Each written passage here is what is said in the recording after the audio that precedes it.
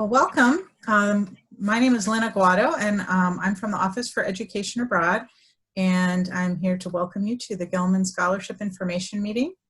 I have a couple of colleagues with me today online, Nancy Tumbarell and Lee McDougall-Smith. If you'd like to introduce yourselves.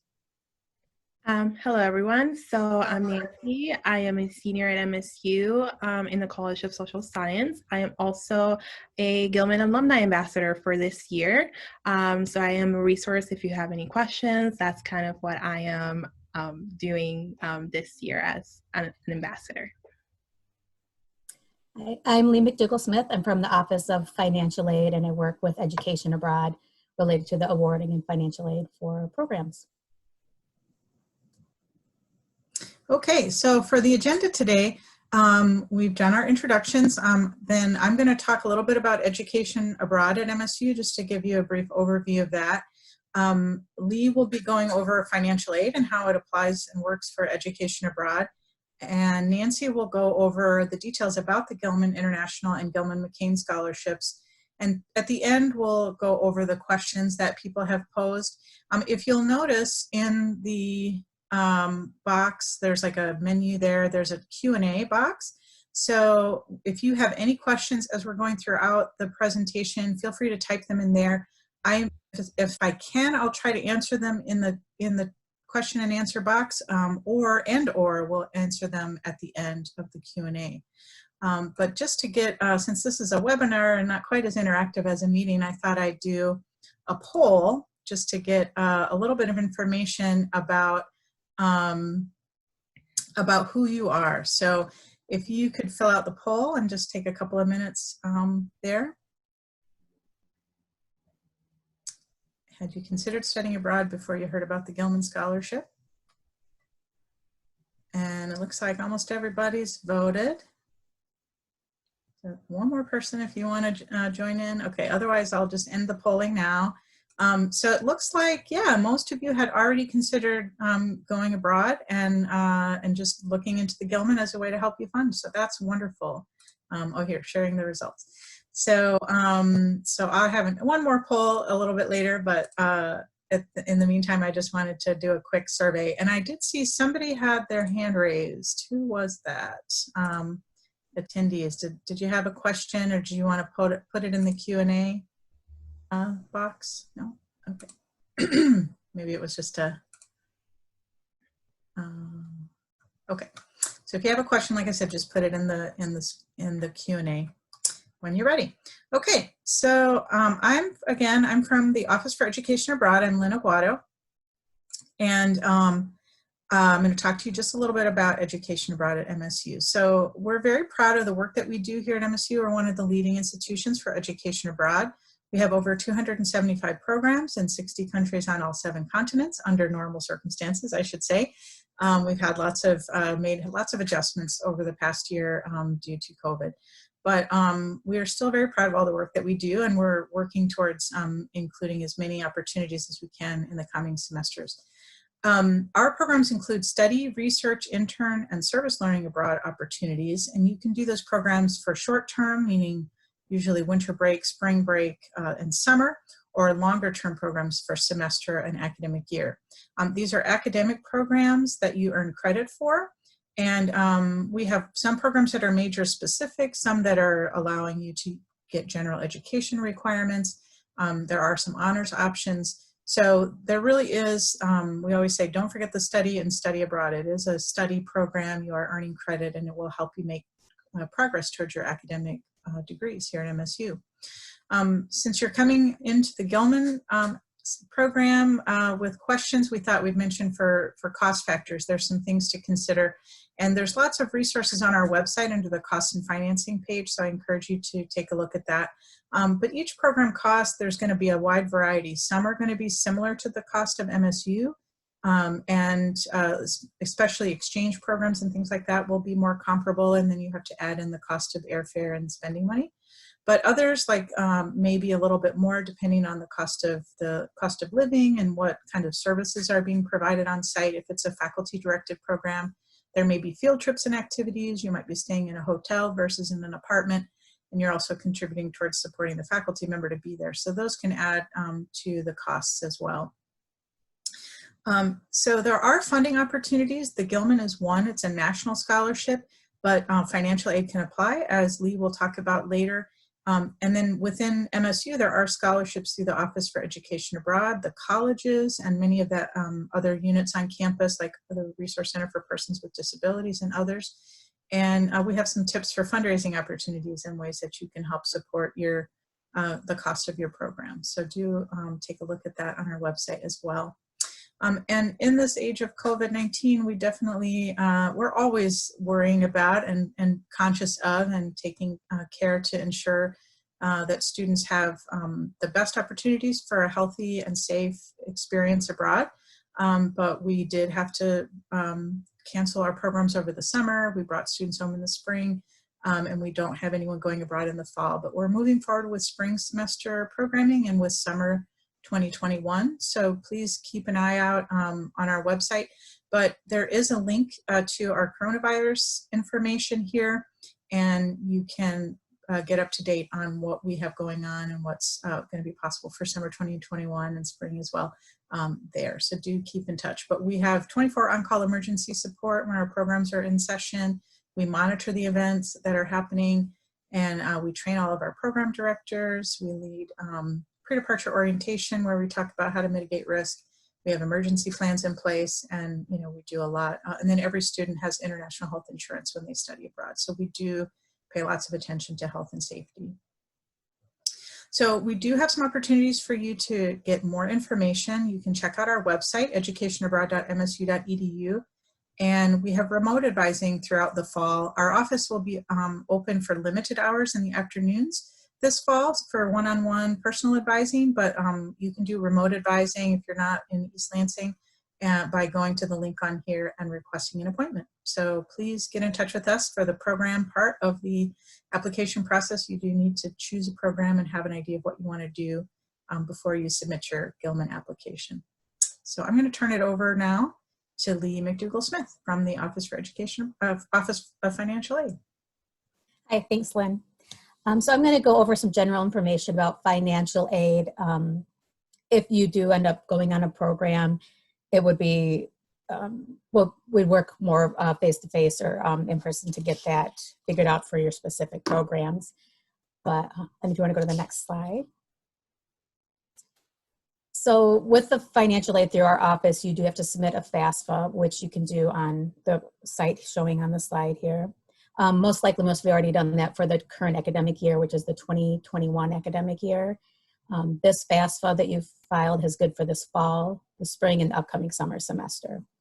The federal government does have an early file date, which I'll talk about in, oh, well, that's actually, so you can file your FAFSA in October for the upcoming academic year. So this October, you can file for the 21-22 academic year. With the FAFSA, there's no income cutoff. But if you are higher income than that, it tends to just be loan eligibility that you have through the federal government. And we notify you when we receive the FAFSA, what you qualify for, and if anything additional has to be turned into our office, all through your StuInfo account.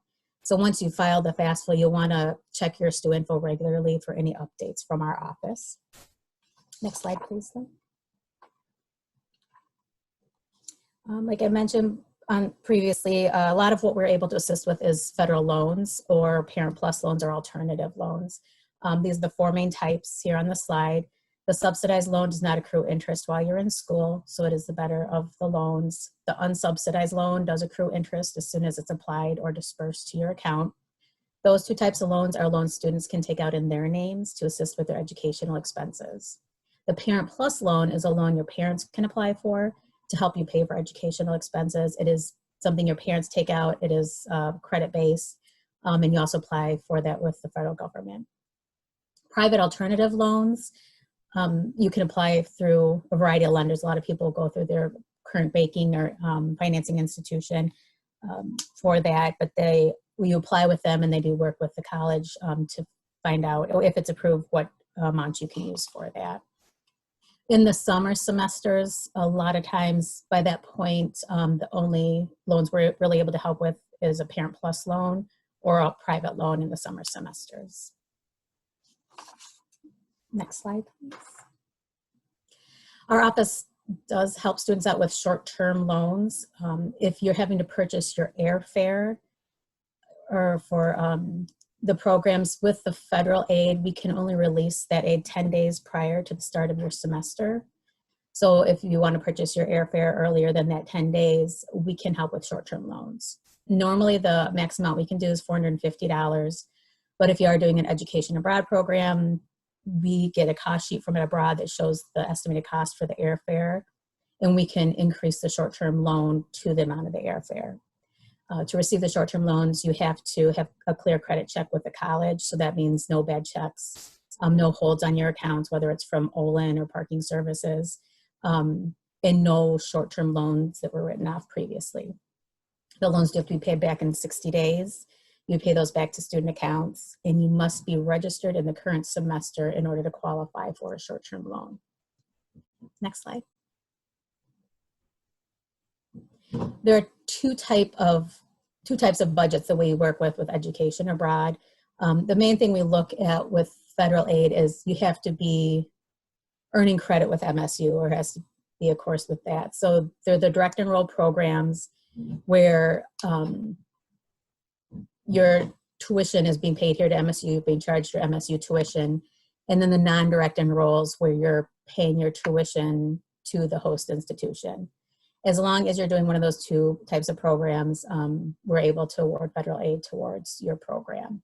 And this is just an example of what we use to calculate your budget for that semester. So it'd be the program fees or any additional cost, and all that information is sent to our office from Education Abroad. When you do your application for a program with Ed Abroad, there will be a box that you check indicating you want to use financial aid. When you check that, they then send information to our office.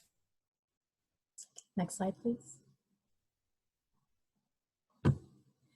Any aid from our office does show as credit on your account. So if you go into your Stu Info under account detail, you would see it as credit on that balance.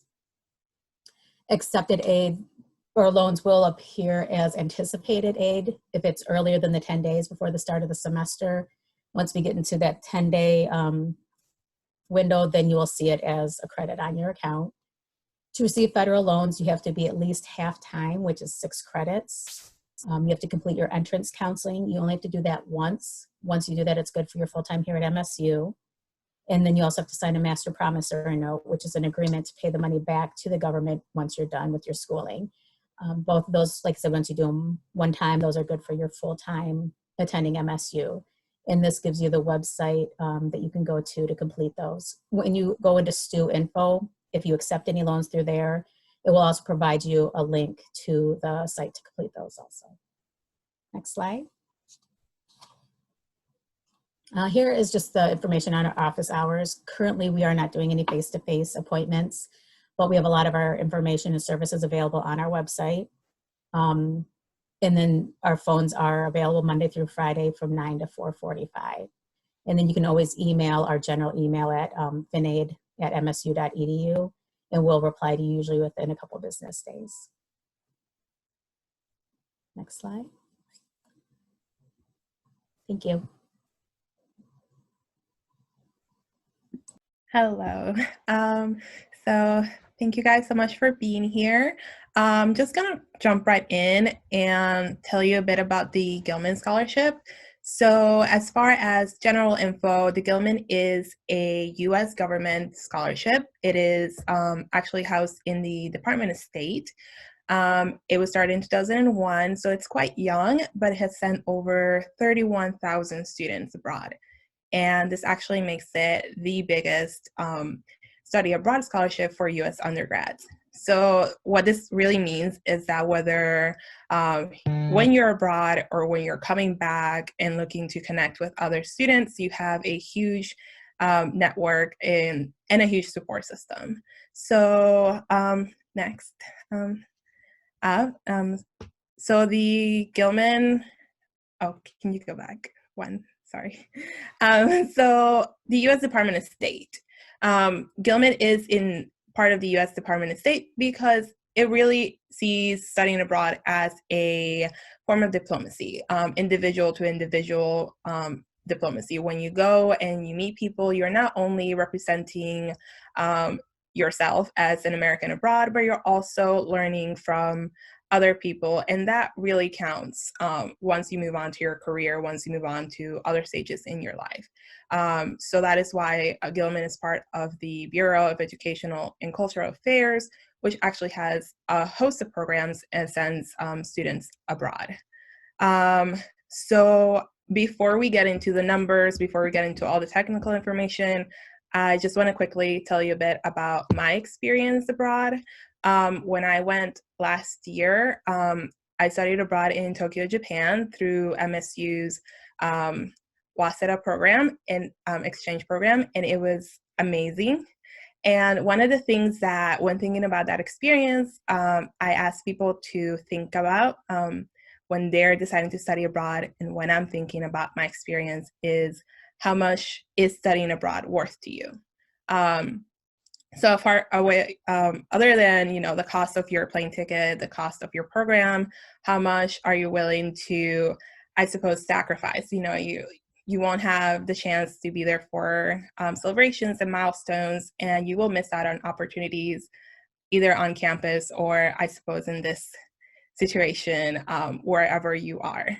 So when I studied abroad, and I had been wanting to study abroad for a while, I actually planned to apply for the Gilman years ahead. I heard about the Gilman when I was at community college, and I didn't really know anything more until I came to MSU, went to an info session just like this one, and learned how to apply for it. But because I knew about it, and I knew I had a good chance of getting it, which hopefully you will feel the same once this is over, I feel far more comfortable. I felt like I could really afford to go. And that really gave me the motivation to apply for the MSU program. And while I was there, I managed to do a lot of things that have been really useful, even right after coming back, and even more so later on. So I was able to improve my language. I was able to take not only classes, but I was able to interact with people in their native language. And that was so much better than being on, in school, on a textbook, all of that. I was able to meet people from all over the world, build a global network in a very, I believe, organic way. When you're abroad, you're able to build these networks, you're able to make these connections. They're just amazing because you're all sharing this experience. And that goes too with Gilman Scholars. So when I was abroad, I was able to connect with other people who were studying through Gilman at that time. And that was also another shared experience, which made it possible for me to know about opportunities and to meet even more people because we had that connection, being not only studying abroad, but being Gilman Scholars, as well as Gilman alumni who were there for their postgrad or PhDs. That was a great resource to have. Nancy, we had a question. Someone wanted to know how long you studied Japanese before you studied abroad. Yeah, so I studied Japanese when I was in high school for about a year. And then I studied a year here at MSU. So I did 101 and 102. And that was all that I had, which sounds like a lot, but it actually wasn't. So I would say I had about a year of Japanese, really. And then once I went abroad, I was also studying Japanese, but it was a lot more intense. And I sort of went back a level to feel a bit comfortable with the pace that the university over in Japan had their courses set to. Yeah.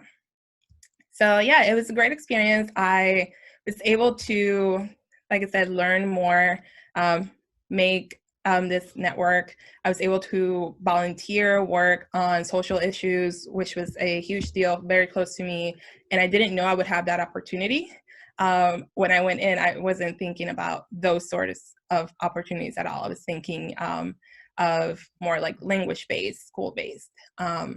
So gaining those experiences, becoming, independent as a student, that was something that was really worth it to me, worth missing out on the things that I did.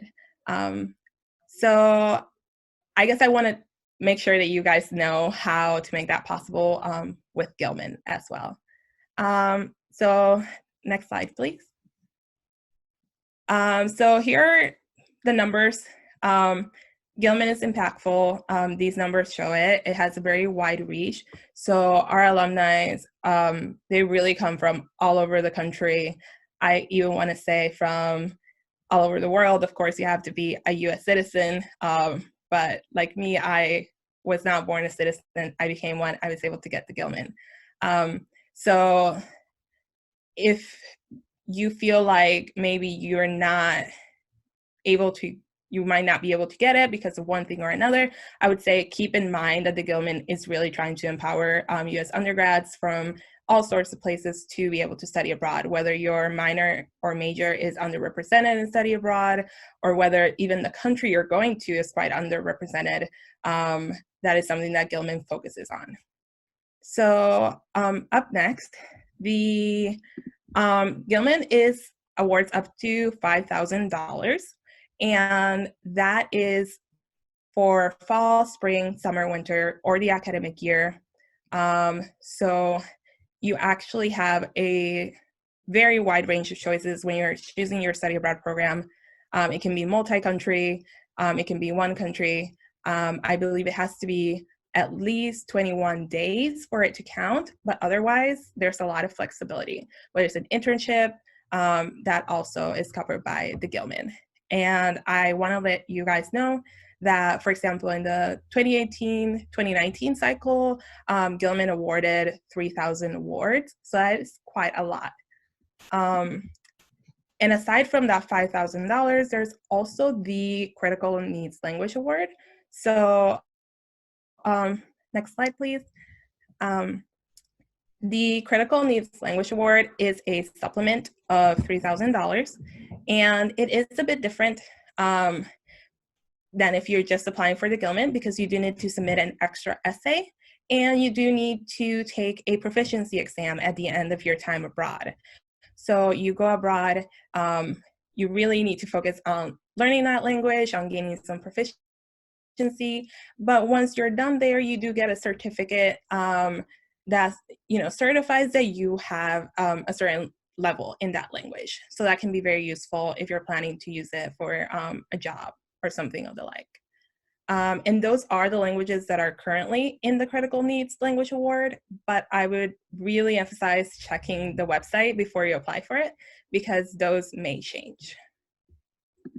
All right, so to be eligible for Gilman, well, if you're here, you saw our email, you need to be a citizen, you need to be an undergrad, and you need to receive the Pell Grant. That is a must. Your program must also be credit bearing. So usually that means either it goes through the university or you're getting credit for it from your university. I want to mention that where it says, the tribal advisory level has to be 1 or 2, at this moment, if the country you're planning to go to is at a 3 or 4, that is okay. You're still able to apply for it. You're still able to receive the Gilman for it. But by the time you go abroad, it does have to be a level 1 or 2. And it also has to be that it is a level 3 or 4 because of the current situation. As I said before, it has to be a minimum of 3 weeks or 21 days. It can be more than one country. It can also be a virtual experience. So if you're doing a virtual internship abroad, or you're doing any sort of virtual program, that will also be covered by the Gilman Award. Okay, so the Gilman McCain Scholarship is really new. It is for child dependents of active duty service members. And, if you are a child dependent of an active duty service member, I cannot recommend more applying for this scholarship. It is a bit different. It does have a separate application. It has a separate committee that looks over the application, but it is quite a new scholarship. So there is a lot of support and trying to get a lot of people to know about this because it is quite unknown at the moment. Otherwise, the big difference in eligibility is that you can receive any sort of Title IV financial aid. So that includes Pell Grant, federal loans, and that includes Perkins loans. And you can always check with financial aid about whether what you are receiving. So up next, we have this slide is really useful. It just tells you what the differences are. So another huge difference between the Gilman and the Gilman McCain is that Gilman McCain only has 100 awards total, and it's $5,000 flat. So that means that the Critical Needs Language Award does not apply to the McCain Scholarship. But at the same time, if you're not interested in that, then it's not too much of a problem. So next slide, please. How to apply for the Gilman. It's really, really simple. So it is online, it's an online application, it has its own website, you go in, you're submitting the usual paperwork you would for a scholarship, such as your essays, transcripts, you are letting them know where you're going to study abroad, and you are also selecting your advisors. So that is something that you will find on the website. You won't have to look for it. You will know who your advisors are, and then you will be able to contact them so that they can certify your application.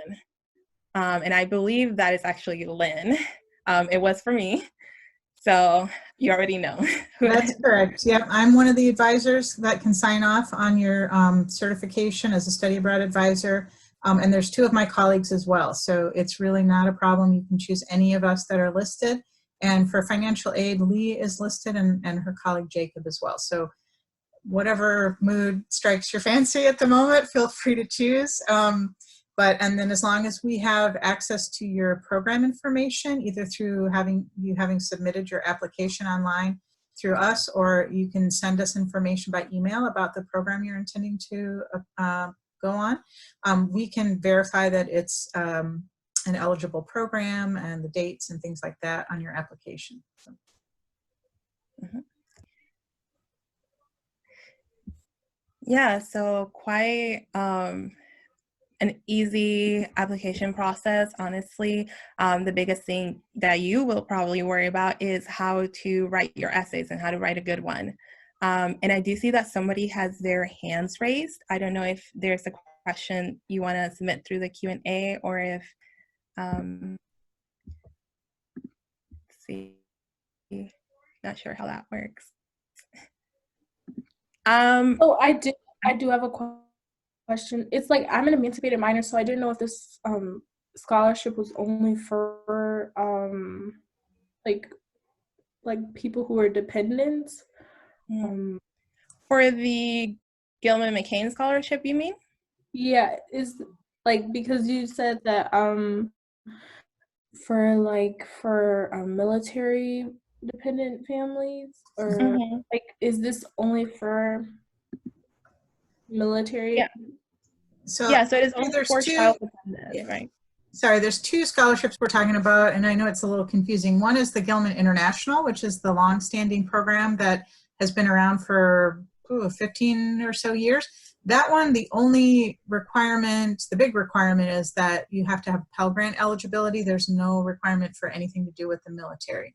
But the new scholarship that they just added last year called the Gilman McCain for the former senator who is now no longer with us, John McCain. So that one does require you to be a dependent of an active military service member. So if you're emancipated, but you have somebody who's an active military service member, I don't think you'd be eligible for the Gilman McCain. But as long as you have the Pell Grant, then you'd be able to apply for the regular Gilman International Scholarship. Yeah, that's what I was like, oh, okay. Okay. All right. And we have another question from Aaliyah. If this is all right with you, Nancy, we'll go ahead and give her a chance to talk as well. Aaliyah, go ahead. Yeah, hi. I was wondering, I have the MSU Spartan Advantage scholarship. So when I got an external scholarship from a different place, all of that money that I got just went into the Spartan Advantage like umbrella, and I didn't actually get that money to cover like my loans or other costs. So would the same thing happen with the Gilman scholarship if I got the scholarship? Would that money just get funneled into the Spartan Advantage? It would depend. So with the Spartan Advantage will not increase to cover education abroad costs. But if the program you're taking is higher or increases your budget, and then you get the scholarship, it would go into that new increased area and not impact the Spartan Advantage. But if you took a program that was lower than a normal on-campus program, and then you got those scholarships, it might reduce the Spartan Advantage some. So really, when you're doing ed abroad, you have a majority of the time, like if you're doing a spring break or that, your budget's higher and there's more room in that budget for us to work with, and we wouldn't have to reduce the Spartan Advantage, and we could get the scholarship dollars in there. But like I said, we wouldn't increase Spartan Advantage. Does that help? So I'm not sure. So the money from the Gilman Scholarship does have the possibility of just getting put into the Spartan Advantage stuff, right? Or Yeah, because it often costs more to study abroad. So you're looking at, we'll include your airfare and, you know, the additional cost of living and any other academic expenses that are additional beyond what you would spend if you were staying on MSU's campus. So because of that, then it increases your cost of education, which might allow for additional scholarships to be applicable. But I'm going to actually, if you don't mind, we'll get going with the rest of the presentation, and we can ask more questions. And I know Leah is very happy with all of our emails are on there. You might want to set up a time, see if you could set up a time to talk to her in more detail about the Spartan Advantage and how that might impact your ability to get the scholarship. Because yeah, that definitely could have an impact, but with the increase in cost, it could also should be applicable. All right, and I know we've got another raised hand. Why don't we just keep working on sending questions in the question and answer chat box, and I'll try to continue to answer those. And then we can also do live questions at the end. So thank you. I just want to make sure Nancy has time to get through all of her section. So thank you. Yeah, so definitely, let me see, where were we? The application. So the application, yes, going on to the essays. So there are 3 possible essays, well, actually 2 essays you will have to do for the Gilman and 1 optional essay, which is for the critical needs language award. But for Gilman itself, you will do your statement of purpose, and this is really how they get to know you. I'm sure you're all aware when you're applying for scholarships, it can be a bit daunting because they don't know who you are and they will not be meeting you in person. For example, Gilman doesn't have an interview, so this is the only way for them to know who you are, why you are studying abroad, and why you're going to the country that you're going, right? So when you're doing your statement of purpose, treat it like a personal interview. Make sure you write down all your goals and make sure that you are honest about what you think you will encounter when you're abroad. So if you have any sort of worries, any sort of challenges that you will, that you know you will face when you're abroad, include it in your statement of purpose. And this is something that you can work with the Writing Center. You can work with other people to get it just right, because it is the most important essay of the application. The next essay is the one for your community project. So this is the follow-on project essay. And for this one, you really want to make a plan that you think you will stick to. So for Gilman, when you come back for study abroad, you have 6 months to do your follow-on project, which is really using your experiences to let other people know about the Gilman or know about study abroad, to help them kind of get that motivation that you had. So for your community impact essay, you want to show how you will do all of that once you're back, how you will help promote Gilman Study Abroad, how you will share your experiences. You want to make sure that you are connecting with someone even before you're writing this essay, so that you know when you're coming back, are you talking with a student club about doing a presentation with them? Are you writing a blog or doing a video or even vlogging while you're abroad? And you want to make sure that whatever plan you have, you're able to put that in very realistic, in a very realistic lens, so that it's not something that will be troublesome for you to complete once you're back. The third essay, and this is the optional essay for the language award. For this essay, you really want to show that the language that you'll be studying is relevant for you, it's relevant for your career. Perhaps you have been already studying it at university, perhaps it's a heritage language for you.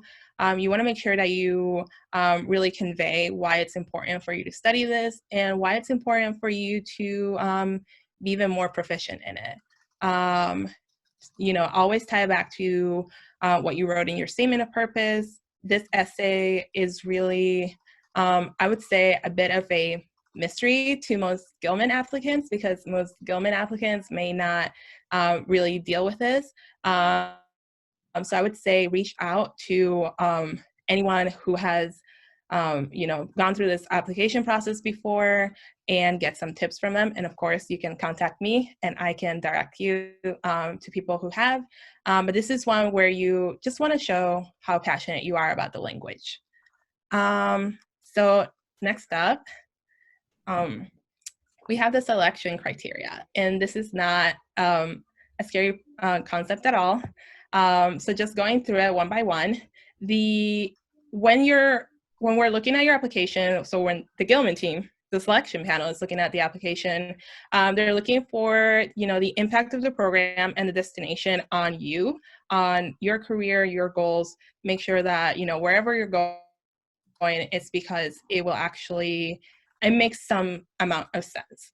If you're studying like me, I was studying Japanese, I wasn't going to go to London because that wasn't really relevant for me. The community impact when you're home and when you're abroad. So you are a citizen diplomat while abroad. So we consider what sort of impact you may have on your community that you will be part of in your host country, as well as what you can bring back once you're home. And that's something you can write about in your essays, of course. Academic preparedness. So there isn't a minimum GPA for Gilman, but you must be in good academic standing. And if you got accepted into your study abroad program, you are most likely already, you met that criteria. Diversity of background and experience. So whether you come from a traditionally underrepresented group in study abroad, that will be considered, and that includes minorities, as well as people from states and that have less study abroad participation, STEM majors, and people with disabilities. And for the language award, as I said, it's really that commitment to get better at the language, to improve, and to use it later on for your career, later on in your life. So next slide, please. Okay, perfect. So the deadline. So the Gilman application for this cycle is actually already open. It opened a few days ago, and it will be open until October 6th. Yeah, until October 6th. And the cycle has changed this year. So if you had been looking at Gilman before, this may look a bit different because you can now apply for programs that not only start, in the next few semesters, but all the way to fall the year 2020, 2021. That will all include. So this cycle includes winter 2020, spring, summer, fall, and the academic year for next academic year. So it's quite a long cycle. There's also another application that will open up in mid-January and will close in March. And that will also be for if your program starts in, it will also include the summer. It will also include the fall, but it will also include even up to the winter of 2021, spring 2022. Yes. It's a bit confusing, but definitely if you have any questions, definitely go on the Gilman website. There are so many answers to questions on there. Perfect. So next up, the tips for applicants. So this is definitely something you can take a look at the screen. There's a lot, as I said, there are 30,000 alumni. So there's a lot of information out there on how to make your application better. I would say when you're doing your essays, so when you're telling your story, you want to be as sincere as possible. You want to make sure you have time to go through multiple drafts, to simply be aware that when you're writing, that is what is representing you. That is almost entirely what is representing you. And next up, I believe in the next slide, there are also some tips. So I would say, aside from what it says on here on these slides, is that when you're doing your follow-on service project, when you're thinking about it, make sure that you're doing something that you wish somebody had done before. So if you had never heard about the Gilman before today, maybe it would be worth it to think about, well, how can I tell high school seniors about the Gilman? How can I tell people from my community about the Gilman? And of course, if you don't apply, you'll never get it. That is true for all scholarships. And I think up next, talking about some alumni benefits. So being part of the Gilman, I mentioned the network, but really there's a bit more to it. So once you come back from your study abroad program as a Gilman alumni, you do have non-competitive eligibility, which is a bit of an enigma even right now because it's quite a new thing for current and very recent Gilman alumni. That basically means that when you are applying for federal jobs, you actually get non-competitive eligibility. So you are able to apply for jobs that recent grads or people who are just going into government jobs may not or are not able to. So that is a big plus.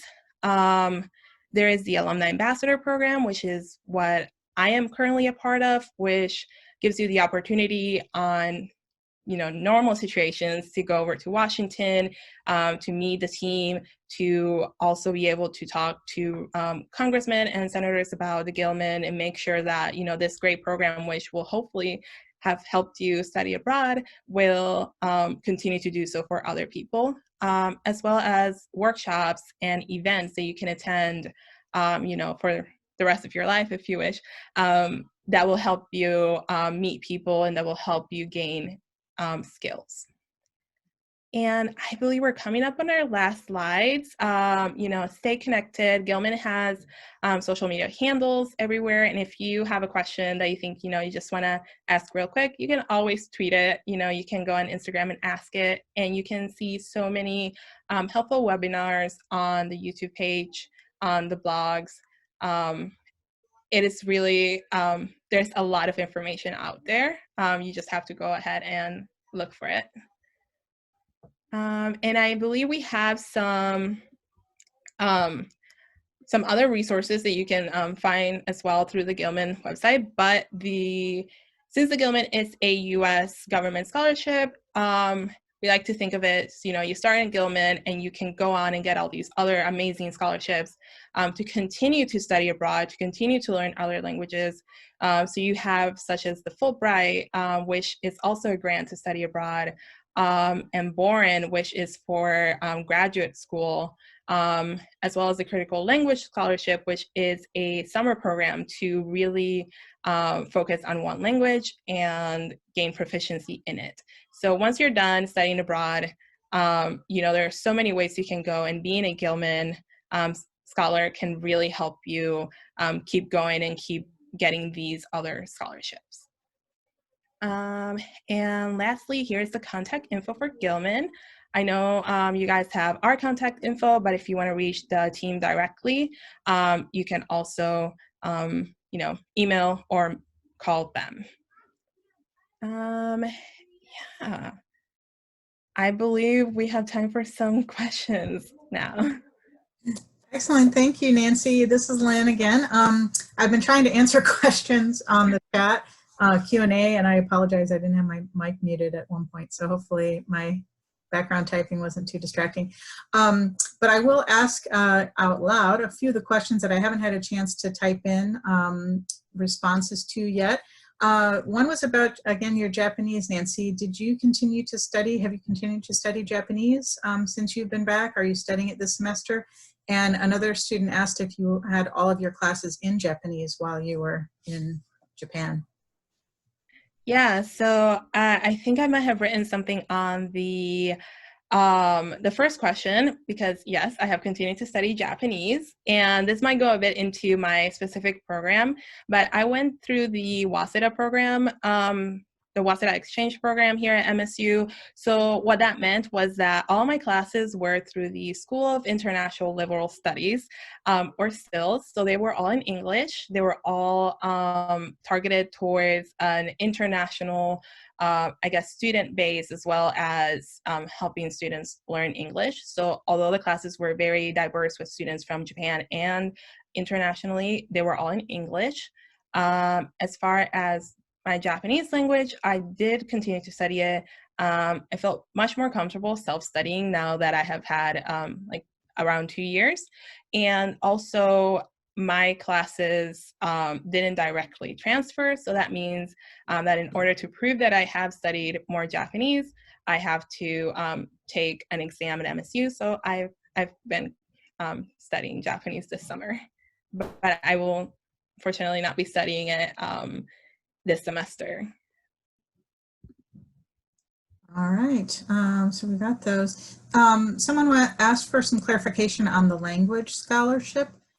So can you cover that again, the critical language supplement? It's actually a supplement to the regular Gilman Scholarship, right?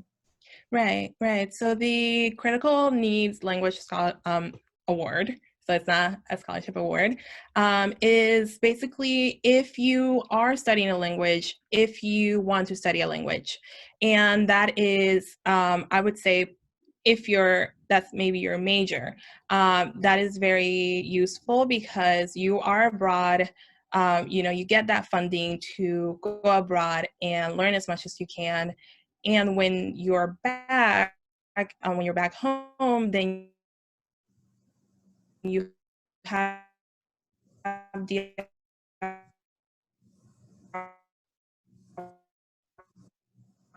opportunity to take an exam that will certify line majoring in a language that's really useful for them. It really just takes an extra essay. It doesn't take any more than that. It's just an essay saying why you want to study this language, how it will be useful to you, to your career goals. It's just that supplement just be applicable to you or not. Just go ahead and apply. It's just an extra essay. And if you know that you'll be taking classes in a foreign language when you're abroad, then I would say go ahead and do it. Because I actually that will be helpful either way. You will be able to.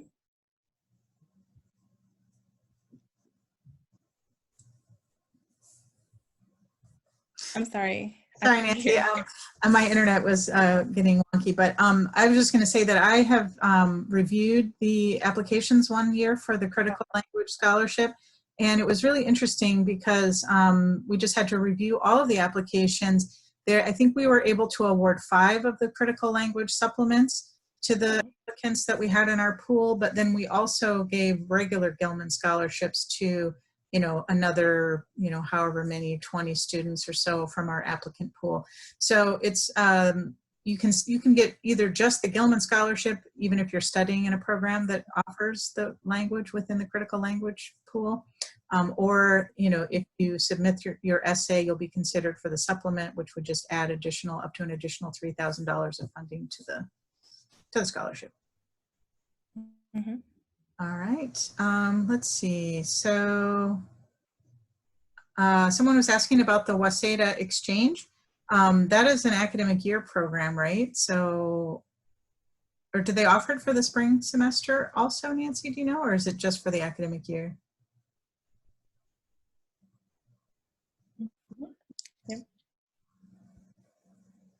So I think it's just for the academic year, and the next time around it would be fall 2021.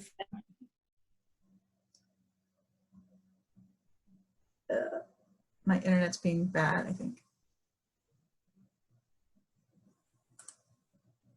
Oops. It would be a whole academic year until now. Works is that you are your semester actually starts in September, and then the second semester starts in late March. So that is why it's a full year program. Sorry about that, everyone. My internet went out. Can you hear me now?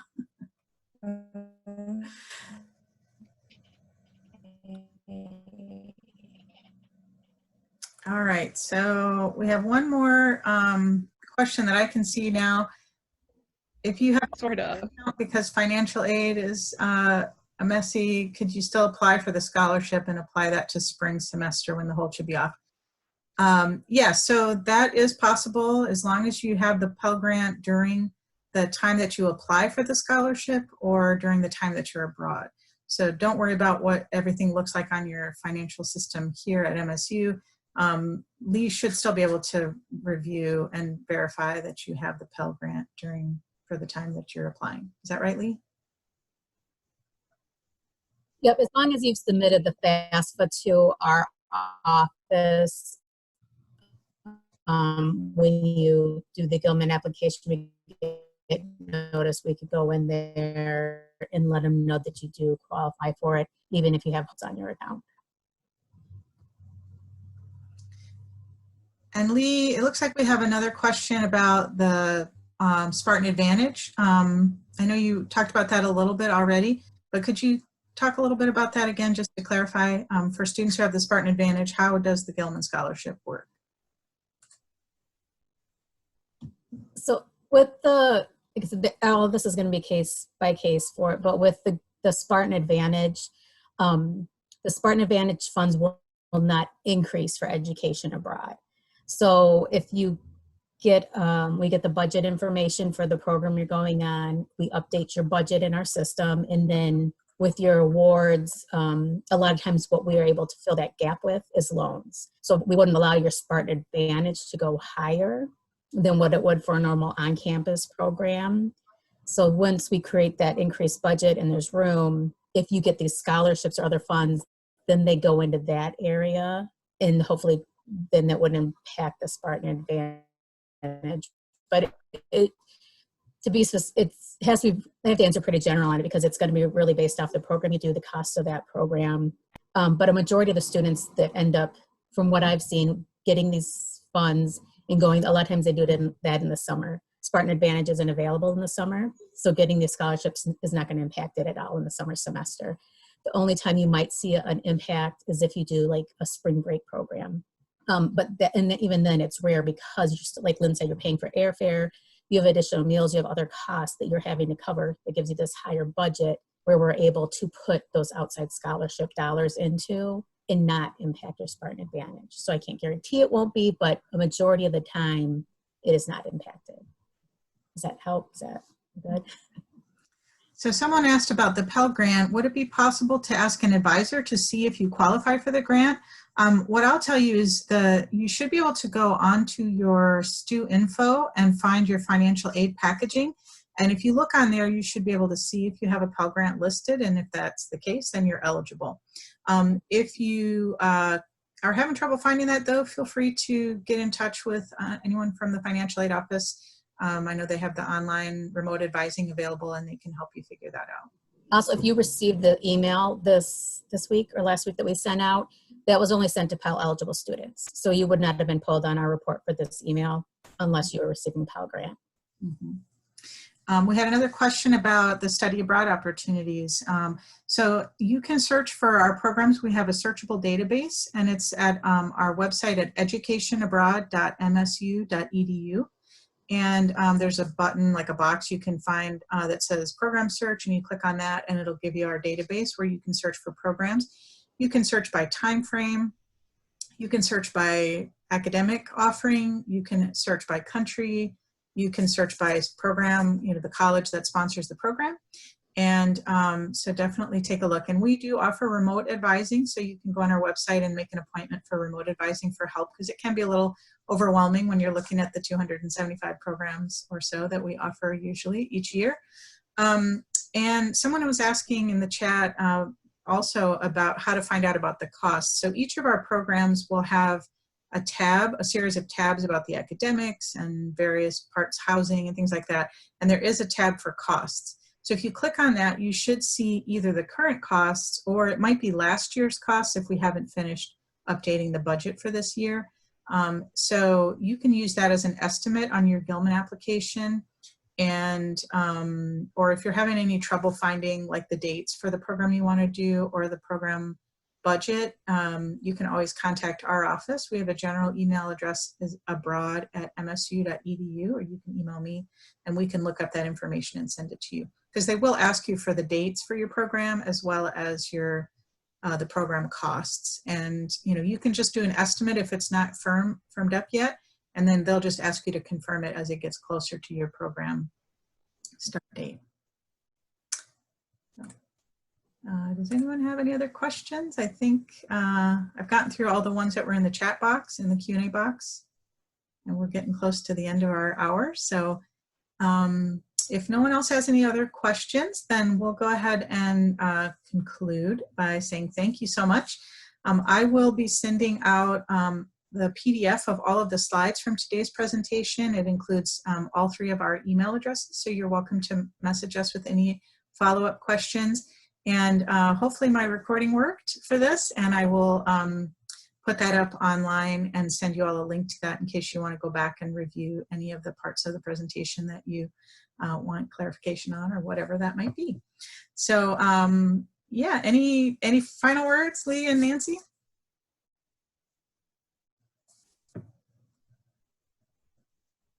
Before we say goodbye? Nope. I mean, Lynn said she's about your account aid. Go ahead and send us an email and we'll answer what we can on that. Yeah, thank you so much for being here. Hopefully you will all be able to apply for Gilman and know where to find all the resources, and make sure that you take a look at the email that is going to be sent out for any other questions, and also to reach out to us at any other point in the semester, in the year. Thank you so much, everyone.